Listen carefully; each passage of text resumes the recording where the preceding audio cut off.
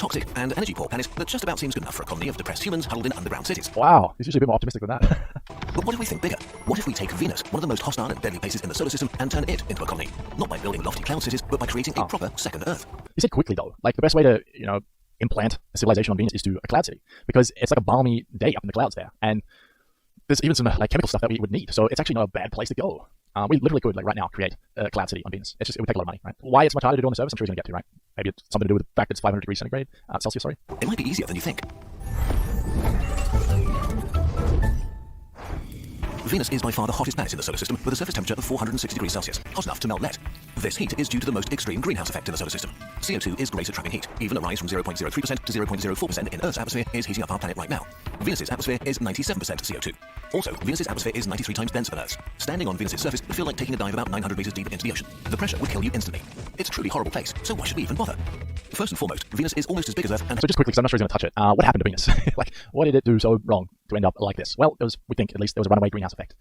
And it was actually Carl Sagan who, I believe, suggested this back in like the 70s, I think. So Carl Sagan was actually a prominent scientist back in the day, not just a legend. And so we began to worry that maybe this runaway greenhouse effect would happen here on Earth. Currently, we don't think that's going to happen here. It actually still could, but it doesn't look like it's going to. And so this runaway greenhouse effect, how would you make one happen on Earth? Well, you melt all the ice. What that means is less light is being reflected back into space, and the oceans absorb more of the heat, right? And so this heat stays in the atmosphere more. From that alone, there could be this runaway effect where it just keeps getting hotter and hotter, and all the plants die and they can't survive, and then we keep producing more greenhouse emissions, and then there's more clouds in the sky, and all the heat gets stuck in there. But there's a lot more to it in terms of how heat gets trapped in our atmosphere and how our planet basically reflects it. That's the real concern. And this actually has to do with quantum mechanics, but we'll come back to it. Has 90% of its surface gravity. Surface gravity is a big problem when colonizing the solar system because it's very likely that long stays in low gravity places will have negative health effects. Venus's size means it could be the second largest habitat in the solar system, a new home for billions of humans and trillions of animals, with oceans, lush forests, and a beautiful blue sky. A properly terraformed Venus may be the most pleasant place to live outside of Earth. While we can't exactly terraform Venus today, a slightly more ambitious future version of us could take this project on. It will take a few generations to complete and be a huge challenge, like building the Great Pyramids was for our ancestors. But then, it's not like humans have never started projects that took more than a lifetime to complete. Okay, let's do it. Before we get back into it, I wanted to show you the video of us landing a probe on Venus. If you've never seen this, it is incredible. Anyone have this video? Where's this video, man? Maybe a picture will do, but no. I can't find the video. That is a real picture from the surface of Venus from this probe, man. Look at that. You're looking at another planet. Before it melts, we need to cool Venus down and remove the gas that makes up the extremely heavy atmosphere. As mentioned, there's a lot of it, around 465 million billion tons. How do we do that? There are a few options. We could create giant solar collectors powering a huge array of laser beams that heat up the atmosphere so much that it's blasted into space. Although we would need thousands of times the entire power generating capacity of humanity, and it would still take thousands of years to remove the atmosphere. Another way is to He's not going to say nuke, is he? sequester the atmosphere, binding the CO2 in different compounds through chemical reactions. We could mine elements like calcium or magnesium on Mercury and shoot them at Venus via mass driver systems, electric rails that make rockets. I've never heard of this. This is new to me. It's unnecessary on smaller planets. The metals would combine to bind the CO2 into different carbonates basically forever. But the scale makes the whole thing impractical. We would need several hundred billion tons of material to sequester the CO2 this way. Seems like a waste of material and might take too long. An equally ridiculous idea that could actually work is to put Venus in the shade, literally, by constructing a... Well, hopefully there's no actual life floating around on Venus currently, because you might have seen the news, that we thought there was life, and it turned out to not quite be true. A New Zealand company called Rocket Lab are sending a rocket to Venus very soon to check it out, to see if there's life. The goal using the Electron launch vehicle and float on spacecraft is to send up probes around 30 miles altitude, in addition to the closest to those found on Earth. When are they doing it though? 2023. That's very soon. May 2023, you heard it here first. Okay, let's get back to the video. Huge mirror to blot out the sun to just freeze the atmosphere. The mirror doesn't need to be complex or massive, just a very thin foil with a little structural support. Building such a large flat surface so close to the sun will turn it effectively into a solar sail and push it out of position. So instead of one giant circular object, our mirror will consist of many different pieces. Annular slats of angled mirrors can reflect sunlight from one set of mirrors to the next. Mirrors would be angled. That is a cool design. Reflecting light from one to another until the light is redirected to the back, balancing the force on the front and holding them in position. After a few years of getting the infrastructure in place, things start slowly and then escalate.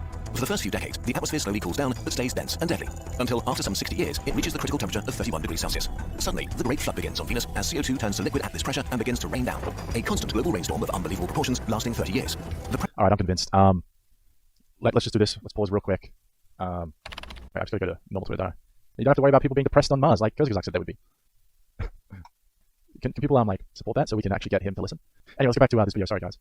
Pressure and temperature suddenly begin to drop in unison. For almost a century, puddles turn into lakes and oceans. The surface temperature is now minus 56 degrees Celsius, and the pressure has dropped to... That's livable. I know someone who went cycling in Siberia in negative 60 degrees Celsius. I'm not kidding. On his bike. Just cycling around. Negative 60 degrees. And he was telling me a story, and he's like, we had to wear balaclavas. You know, those masks you wear when you rob places in Western countries. And they have the eye slits and the mouth slit. And he said he was riding in this sort of a peloton, right? Just a group of people. And they're all wearing balaclavas, and I just could not stop laughing at the picture in my head of these guys that I just associate with robbing people, just riding through Siberia in negative 60 degrees. It sounds like something you could put on your bucket list, no? Yeah, let's keep going. Only 7 times the pressure on Earth. Finally, at a really unpleasant minus 81 degrees Celsius, the CO2 oceans begin to freeze and the rain turns into snow. This leaves us with a frozen Venus covered in oceans as hard as rock and gigantic CO2 glaciers. What remains of the atmosphere is mostly nitrogen at about 3 times Earth's The visuals are top notch in this one. That was the little thing landing. surface pressure. If you don't mind freezing and suffocating, you can now take a stroll over Venus's surface. But the frozen CO2 remains a bit of a problem. At some point, we want to warm up the planet, but if we do, the CO2 ice will melt and fill up the atmosphere again. So we need some way to keep it from doing that. One is to simply cover it all with cheap plastic insulation and cover it up with ground up Venus rock or water oceans. Although some planetary scientists will be very stressed out about us building a new planet containing a potential time bomb like that. A few unfortunately timed volcanoes could melt a lot of CO2 at once and ruin everything. Another obvious solution is to shoot it all out into space and collect it into a small moon for storage and future use. We can make this more efficient by using mass drivers instead of rockets, but moving all that mass will still be a pretty intense challenge that will take some time to solve. Whatever we end up doing with the atmosphere, to move forward we need water, which we could get from ice moons. Let me say, CalVPN. Everything is going very smoothly. I said the beta would be out this week for Windows. Let me give you a little sneak peek. Look how snazzy that looks. Look at all these locations. So if you tried it before and it was a bit slow, your speeds, they'll be way better now. Just basically choose somewhere close to you and you'll have better speeds. For me, personally, it's like 4 times faster. And then you've got an account button here. That'll take you to like where you can set up your account and stuff. It's all changed in there. And so basically when you sign up for the beta next week, you'll get like a free month. And then after that, you can decide if you want to support my YouTube channel through this. Jupiter has twice as much water as Earth's oceans. Now, catching a moon and transporting it through the solar system is not exactly easy. So instead, it might be easier to cut chunks of ice off Europa with an army of construction drones. Leave Europa alone. If you've never read that book or watched that movie, it's good stuff. And shoot them at Venus using more of those mass drivers.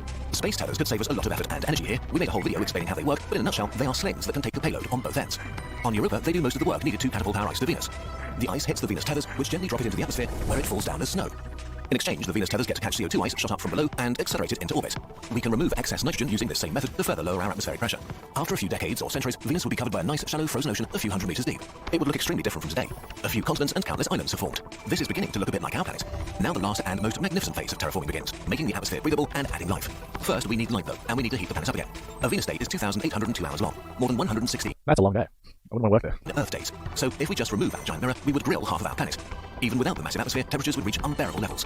The simplest way to create a day-night cycle and let some energy in again is with another set of mirrors to illuminate our continents and melt our water oceans, which would let us completely control how much energy we get. There's a lot. This is very sounds great, but you see what I mean? There's a lot of innovations and a very big scale engineering of things that are required to do this. This is far future. I don't know why he thinks we could do this relatively soon. This sounds like possible, but very hard. Someone said, I'm your biggest fan. Oh, I'm your biggest fan now. If build atomic bomb, will that be war crime? No, you're right, man. I'm sure they'll be like, you know what, don't worry about it. And where it goes. The atmosphere is now mostly made up of nitrogen and basically devoid of oxygen. So the first inhabitants will likely be trillions and trillions of cyanobacteria, which can get photosynthesizing and release oxygen. We know that they can. The best things to release for oxygen would be the stuff that we have in the oceans. I mean, cyanobacteria, we talked about it. But cyanobacteria is like a living rock, which for everyone yesterday, let me show you. Check these things out. See that? That is not just any rock. Dwayne "The Rock" Johnson was not the first living rock. Look at these things. So what they are, yeah, they're a rock, but they're more than just a rock because they've got the cyanobacteria living on them. So that's what he suggests. But I think it would be better to put like 70% of the oxygen in Earth's atmosphere actually comes from the ocean, rather than everyone thinks like rainforests are the lungs of Earth. That's actually not really that true because most of it comes from the ocean and all the life in the ocean. So it'd be good to put that on Venus rather than this stuff would definitely help though. I mean, it was the first life on Earth, so it obviously played a major role in what was to come. But obviously, there's a million factors in what led Earth to becoming what it did.